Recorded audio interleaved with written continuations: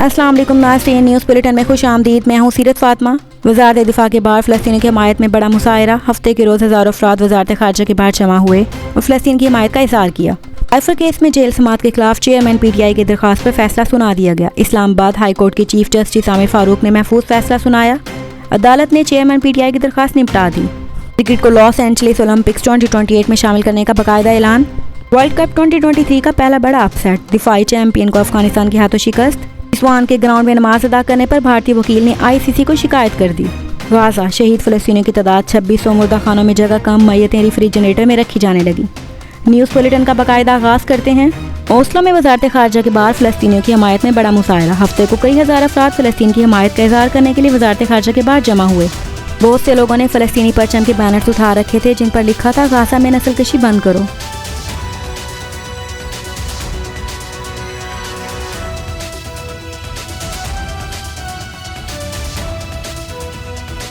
Case के फैसले के मुताबिक बज़ाहिर जेल ट्रायल के मामले पर कोई बदनीति नजर नहीं आई। चेयरमैन PTI खुद अपने सिक्योरिटी के हवाले से मुतअद्दिबार खदशात का इज़हार कर चुके हैं। अदालत ने चेयरमैन PTI की इस्तदा मुस्तरद करते हुए कहा कि चेयरमैन PTI को जेल ट्रायल पर तहफ़्फ़ुज़ात हों तो ट्रायल कोर्ट से रुजू कर सकते हैं।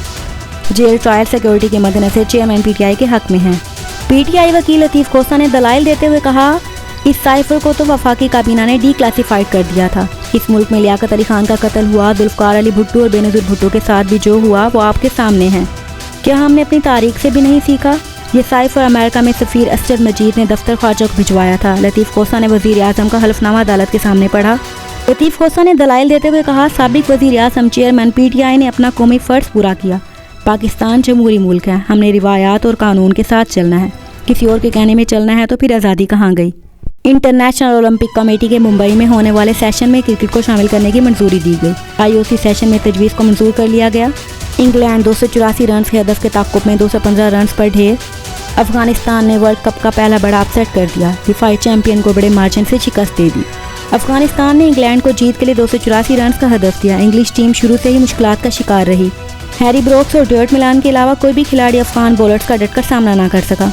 हैरी ब्रोक्स ने 61 गेंदों पर 67 रन की जारजाना इनिंग्स खेली, जिसमें 7 चौके और 1 छक्का शामिल था, ताहम वो टीम को फतह ना दिला सके। इससे पाकिस्तान के wicket keeper batter Mohammad Rizwan की तरफ अपनी तोपों का रुख कर लिया। इंग्लैंड के दरमियान मैच में ग्राउंड के अंदर नमाज अदा करने पर मोहम्मद रिजवान के खिलाफ ICC को शिकायत कर दी।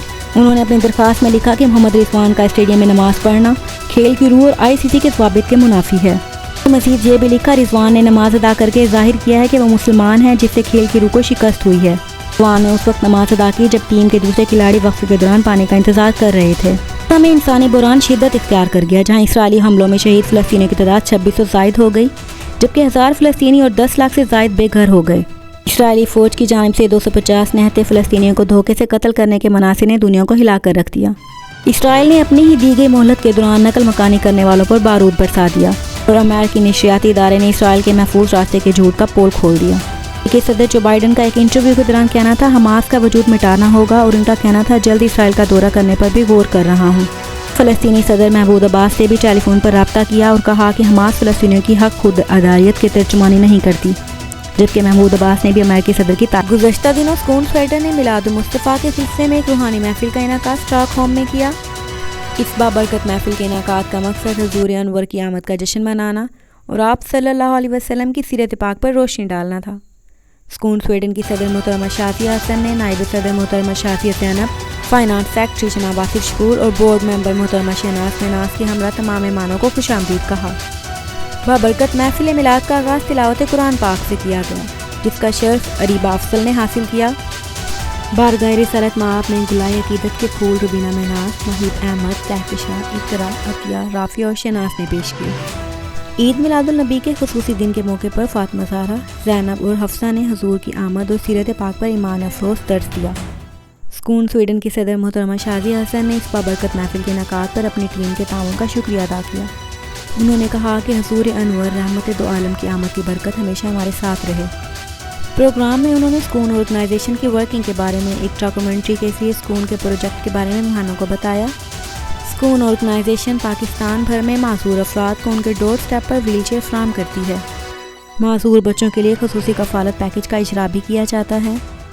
یوتھ کے اسپیشل افراد کے لیے گرافک ڈیزائنز کے کورسز بھی کروائے جاتے ہیں تاکہ وہ اپنے آپ کو معاشرے کا ایک اہم رکن بنا سکیں۔ خواتین کے لیے مہندی کے کورسز کا اجرا کر کے انہیں چھوٹے پیمانے پر چار دیواری میں رہ کر خود کفیل بنایا جاتا ہے۔ محفل میں شرکا خواتین نے اسکول آرگنائزیشن کے اپنے عطیات بھی پیش کیے۔ صدر محترمہ شازیہ حسن نے اپنی ٹیم کے ہمراہ تمام افراد کی آمد اور عطیات کا شکریہ ادا کیا۔ اسکول آرگنائزیشن کی ورکنگ کو 15 سال مکمل ہونے پر خصوصی بچوں محمد مرتضیٰ نے خصوصی دن کے حوالے سے ایک کیک کاٹا۔ محفل میلاد کے اختتام پر محترمہ نسرین اقبال نے ایمان افروز دعا کروائی جس کو حاضرین نے بہت پسند کیا۔ بعد میں مہمانوں کے لیے ضیافت کا بندوبست بھی کیا گیا۔ ناظرین، کسی بھی قسم کی نیوز اپڈیٹ کے لیے ہمارے اس واٹس ایپ نمبر پر رابطہ کریں۔ Stay blessed.